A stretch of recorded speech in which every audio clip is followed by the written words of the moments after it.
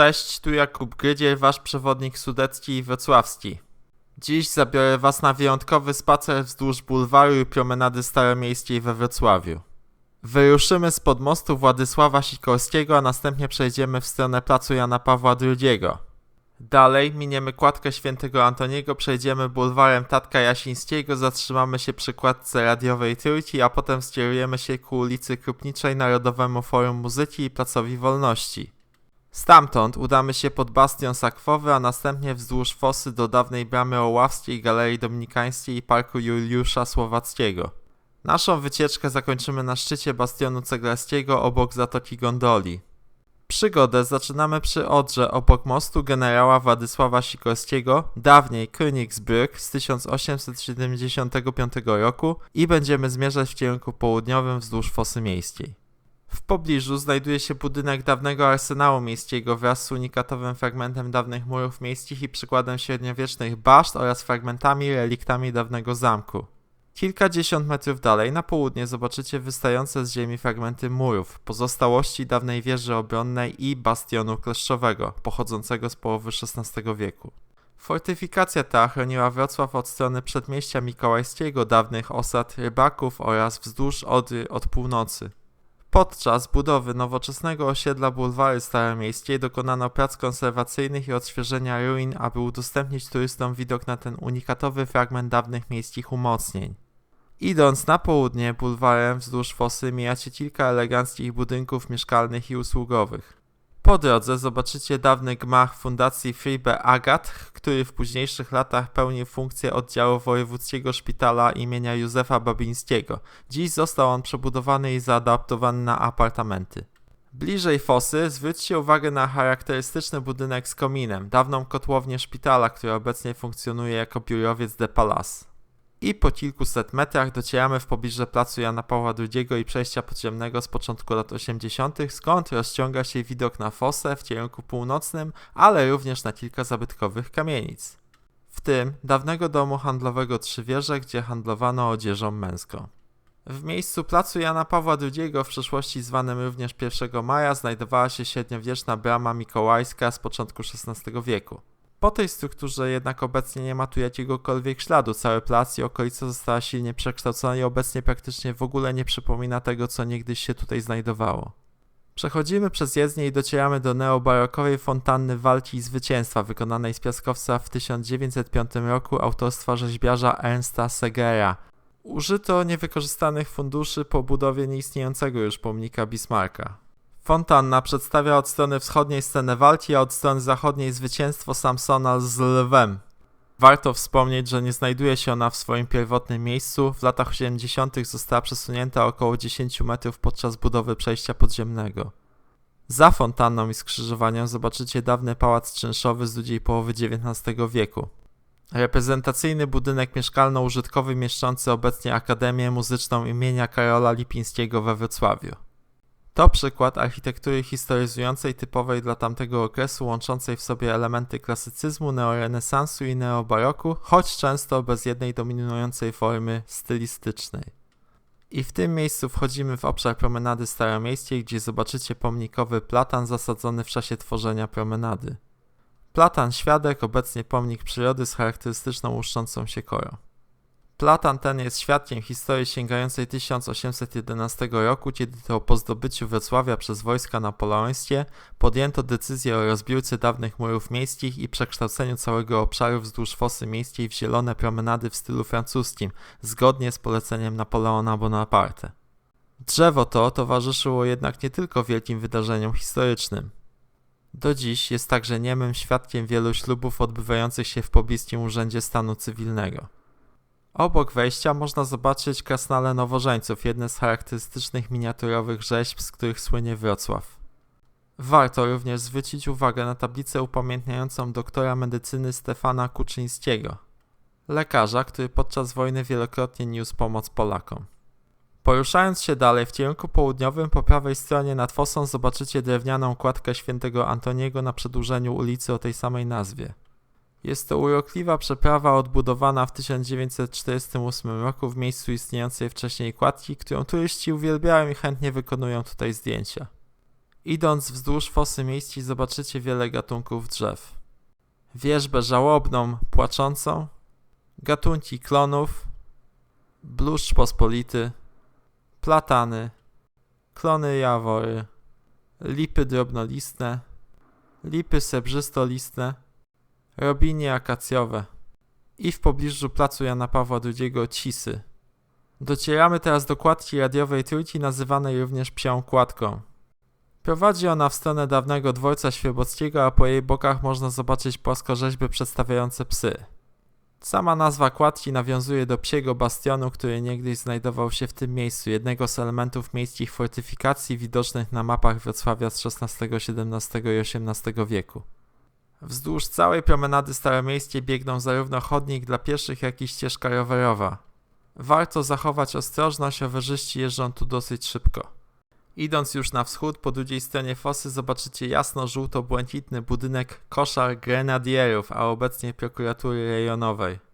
Zobaczycie tutaj również niewielkie fontanny w fosie miejskiej, które pomagają utrzymać odpowiednią zawartość tlenu dla ryb i organizmów wodnych zamieszkujących naszą fosę. Fontanny rozbijają wodę na kropelki, mieszają warstwy i wprowadzają tlen z powietrza, ograniczając zakwit glonów i tworzenie się przykrego zapachu. Patrząc na mapę, idziemy teraz równolegle do ulicy Pawła w Włodkowicach, gdzie zobaczycie po lewej stronie dawny pałac Balestremo wybudowany w 1898 roku dla Franza Xaverego Balestrema, działacza partii katolickiej przewodniczącego Reichstagu. Kawałek dalej przy ulicy Krupniczej znajduje się obecnie odnawiany przepiękny neogotycki budynek Nowej Giełdy Wrocławskiej. A przed gmachem giełdy stoi pomnik Ignacego Paderewskiego, polskiego pianisty, kompozytora, działacza niepodległościowego, męża stanu i polityka, który lobbował w USA na początku XX wieku na rzecz utworzenia niepodległego państwa polskiego. W ten sposób docieramy do skrzyżowania ulic Krupniczej i Podwale. Stąd uwagę zwracają charakterystyczne budynki gmach Sądu Rejonowego i Prokuratury Okręgowej, nowoczesne Narodowe Forum Muzyki, a nieco dalej dawny budynek Reichsbanku oraz w oddali neogotyckiej Biblioteki Uniwersyteckiej. Po przejściu przez ulicę zobaczycie również niewielką restaurację pub Domek nad Fosą, dawniej szalet miejski zaadoptowany na lokal usługowy. Dalsza trasa prowadzi wzdłuż nowoczesnego kompleksu koncertowego Narodowego Forum Muzyki wybudowanego w latach 2009-2015. Budynek ma 100 metrów długości i 50 metrów szerokości. Mieści 4 sale koncertowe, główną na 1800 miejsc oraz 3 mniejsze mieszczące 250 do 450 osób. Znajduje się tu także studio nagrań, sale prób, pomieszczenia konferencyjno-biurowe oraz podziemny parking na 700 samochodów. Za gmachem NMF rozciąga się Plac Wolności, dawniej wojskowy plac ćwiczeń sąsiadujący z Pałacem Królów Pruskich. Przez wieki pełnił on funkcję przestrzeni paradnej, handlowej i wystawowej. Zobaczycie tu największe skupisko krasnali we Wrocławiu, Orkiestrę Krasnali. Centralną postacią jest śpiewaczka, a towarzyszą jej muzycy grający na najróżniejszych instrumentach, trąbkach, wiolonczelach, skrzypcach. Nuty porzucone na ziemi sugerują, że grają z pamięci albo tak dobrze znają melodię, że mogą sobie na to pozwolić. W pobliżu zwróci Waszą uwagę także Muzeum Teatru mieszczące się w niewielkim budynku z charakterystyczną rzeźbą na froncie głową Orfeusza z ptakami we włosach. Pod całym placem znajduje się nowoczesny parking dla gości Narodowego Forum Muzyki, do którego można dostać się przeszklonymi klatkami schodowymi i windami. Idziemy dalej, mijając składkę muzealną, z której roztacza się widok w 3 kierunkach: na wschód ku dawnemu domowi handlowemu Waldheim, na południe w stronę Sky Tower oraz na zachód w stronę Placu Świebockiego, gdzie wyróżnia się biurowiec Centrum Orląt. My jednak kierujemy się dalej na wschód. Po prawej stronie mijamy monumentalny budynek Komendy Wojewódzkiej Policji wybudowany w latach 1926-1929, jeden z nielicznych przykładów modernistycznego funkcjonalizmu we Wrocławiu. Jego fasada wykonana z ciemnych klinkierowych płytek ceramicznych, terakotowych modułów i flizów czyni go wyjątkowym na tle innych modernistycznych budowli miasta. Widać tu również rzeźby mężczyzn stylizowane na rzymskich wojowników. Z ciekawostek warto wspomnieć, że niegdyś znajdował się tutaj mysi staw, dawne starorzecze Odry i element pewnej legendy. Z tego powodu teren pod budowę komendy był grząski i wymagało to postawienia budynku na palach. Kilka kroków dalej docieramy do pomnika jednego z najważniejszych bohaterów w historii Polski, rotmistrza Witolda Pileckiego. Był on żołnierzem walczącym w wojnie polsko-bolszewickiej w czasie kampanii wrześniowej i działał w Armii Krajowej. W 1940 roku celowo dał się aresztować podczas łapanki w Warszawie, aby trafić do obozu Auschwitz i zebrać informacje o jego funkcjonowaniu. Tam założył konspiracyjną siatkę ruchu oporu. Był uczestnikiem powstania warszawskiego, a po wojnie ofiarą komunistycznego terroru. Monument ten w piękny sposób upamiętnia jego heroizm i męczeńską śmierć. Za pomnikiem widać już gmach Opery Wrocławskiej, a także kościół pod wezwaniem świętej Doroty, Stanisława i Wacława. W pobliżu znajduje się również budynek, w którym urodził się światowej sławy fizyk Max Born, laureat Nagrody Nobla. Spacerując wzdłuż fragmentu fosy, zwróćcie uwagę na roślinność. Rośnie tu m.in. bezczarny, cisy, a także rzadki w centrum Wrocławia klon srebrzystolistny. Przy końcowym odcinku fosy po obu jej stronach posadzono skrzyp zimowy przypominający bambus miniaturkę regularnie podlewany zraszaczami. Wkrótce dotrzecie do pomnika ofiar zbrodni stalinowskich, niezwykle poruszającego i przytłaczającego swą symboliką. Monument zbudowany jest z ciężkich bloków ułożonych w formę piramidy zwieńczonej krzyżem Virtuti Militari i koroną cierniową. Tym sposobem docieramy do skrzyżowania ulicy Świdnickiej i Podwale. Gdy dotarliśmy już w to miejsce, możemy zrobić krótką przerwę na kawę w jednej z licznych kawiarni przy ulicy Świdnickiej, głównej arterii miasta. Każdy znajdzie tu coś dla siebie. Po chwili odpoczynku naszym oczom ukazuje się dawny dom handlowy Wartheim, późniejszy PDT, a dziś znany jako centrum handlowe Renoma. To budynek absolutnie unikalny w skali europejskiej i światowej. Powstał w rekordowym czasie w latach 1927-1930. Rodzina Wartheim zakupiła specjalnie cegielnie i hutę, które przez cały ten okres pracowały wyłącznie na potrzeby budowy. Renoma była niegdyś jednym z najbardziej ekskluzywnych domów towarowych w Europie.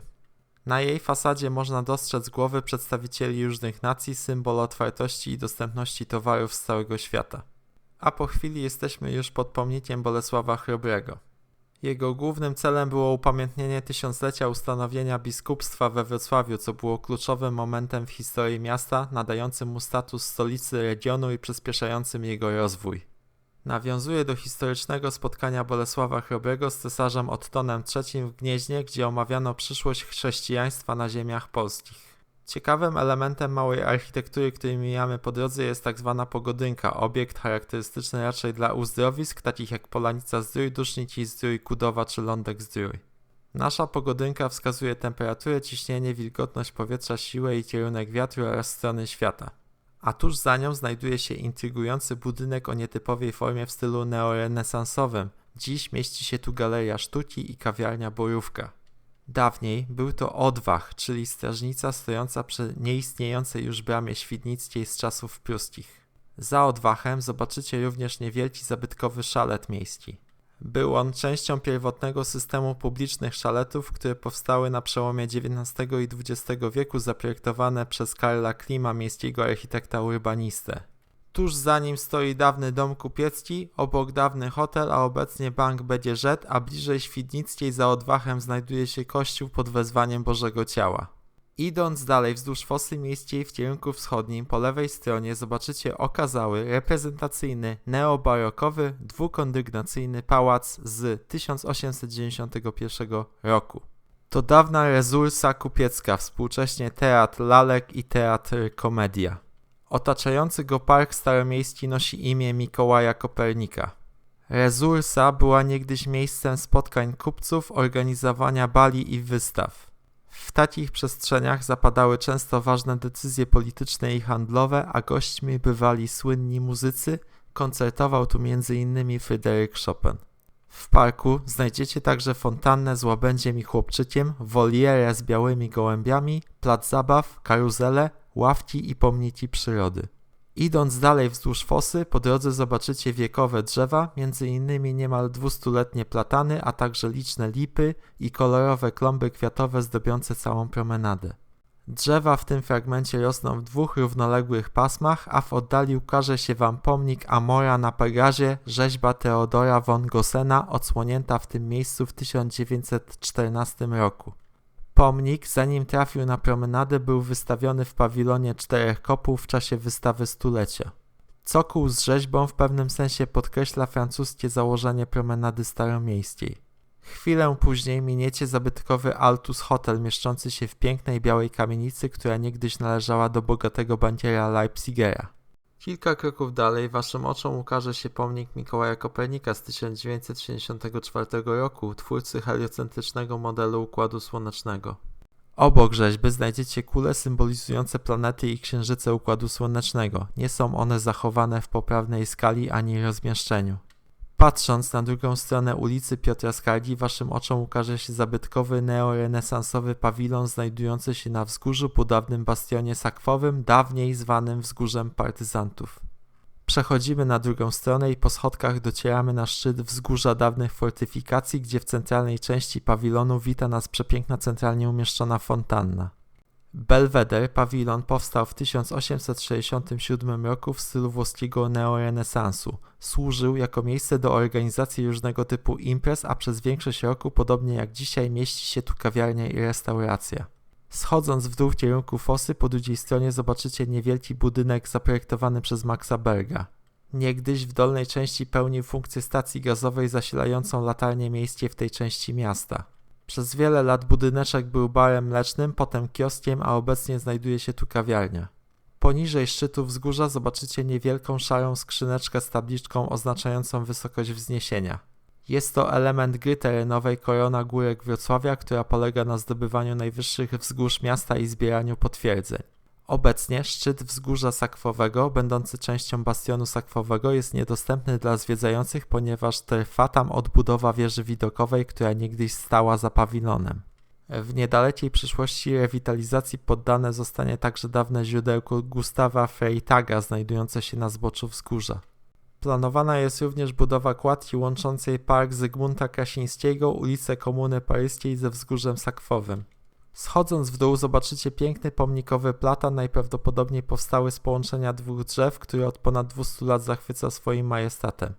Po drugiej stronie fosy, z niewielkiej balkonowej platformy widokowej, zobaczycie przepiękną kamienicę nr 75 mieszczącą siedzibę Polskiej Akademii Nauk.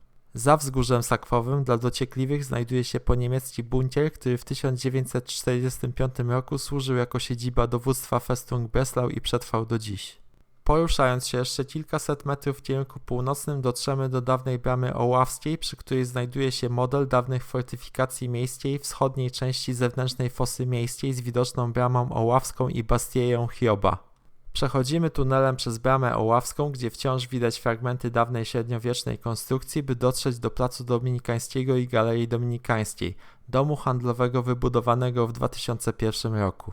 Tutaj zobaczycie pomnik wrocławianki przypominający postać Pippi Langstrumpf, rzeźba autorstwa Waldemara Szmatuły fundowana przez Galerię Dominikańską.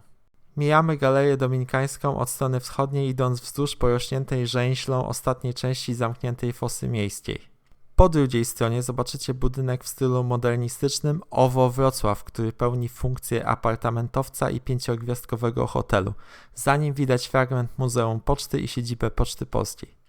Po kilkuset metrach dotrzecie do ciekawych ruin na północnej ścianie Galerii Dominikańskiej. Jest to Bastieja Hioba, dawny fragment miejskich obwarowań z XV wieku. Ostatnio przeszedł rewitalizację i jest jednym z nielicznych miejsc, gdzie można zobaczyć oryginalne, niezburzone fragmenty wrocławskich fortyfikacji. Kiedyś cały krajobraz Wrocławia wyglądał zupełnie inaczej, a dzisiaj takich świadków przeszłości jest niewiele.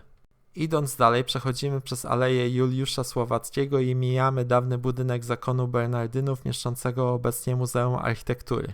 Następnie wchodzimy do parku Juliusza Słowackiego, gdzie po lewej stronie zobaczycie niewielki monument przypominający małą fontannę. Fontanna ta jest dawnym cokołem, dolną częścią pomnika Johanna Friedricha Knorra, architekta, który opracował plan promenady staromiejskiej, po której dzisiaj spacerujemy.